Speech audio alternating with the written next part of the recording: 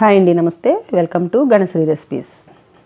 ఈరోజు మన రెసిపీలో ఎంతో హెల్తీగా ఉండే మెంతి అట్లు ఎలా ప్రిపేర్ చేయాలో చూసేద్దాం. ముందుగా ఒక బౌల్ తీసుకుని అందులో 2 కప్పుల బియ్యం వేసి వాటర్ పోసి శుభ్రంగా కడగాలి. ఇలా 2 సార్లు శుభ్రంగా కడగాలి. ఇప్పుడు ఈ బియ్యంలోకి 1 కప్పు పెరుగు వేసుకోవాలి. ఆ పెరుగు కొంచెం పుల్లగా ఉంటే బాగుంటుంది. అలాగే 1 కప్పు వాటర్ వేసుకుని 2 స్పూన్ల మెంతులు వేసి ఒకసారి అంతా కలిపి ఒక రోజు రాత్రంతా లేదంటే ఒక 8 గంటలు నానబెట్టుకోవాలి.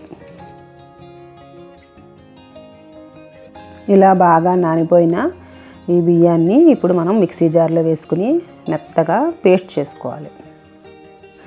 ఇలా మిక్సీలో ఈ బియ్యం అంతా వేసుకున్న తర్వాత 4-5 పచ్చిమిర్చి వేసుకోవాలి.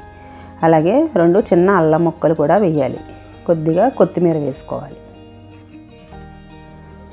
ఇందులోకి మీకు ఇష్టమైతే కొద్దిగా అటుకులు కూడా వేసుకోవచ్చు. ఒక 5 నిమిషాల ముందు కడిగేసి నానబెట్టుకుని ఒక చిన్న కప్పు అటుకులు వేయాలి. ఈ అటుకులు వేసుకోకపోయినా బాగానే ఉంటాయి. అలాగే ఇందులో కొద్దిగా జీలకర్ర, తగినంత సాల్ట్ వేసుకుని మిక్సీ జార్లో మెత్తగా పేస్ట్ చేసుకోవాలి.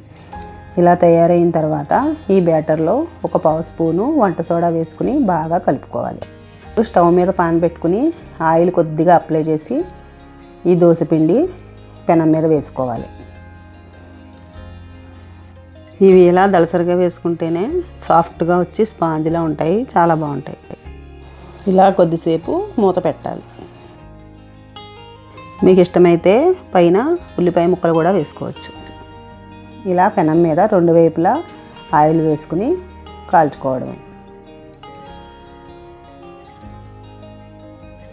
టేస్ట్ కూడా చాలా బాగుంటుంది, హెల్త్కి కూడా చాలా మంచిది. మీరు కూడా తప్పకుండా ట్రై చేసి చూడండి.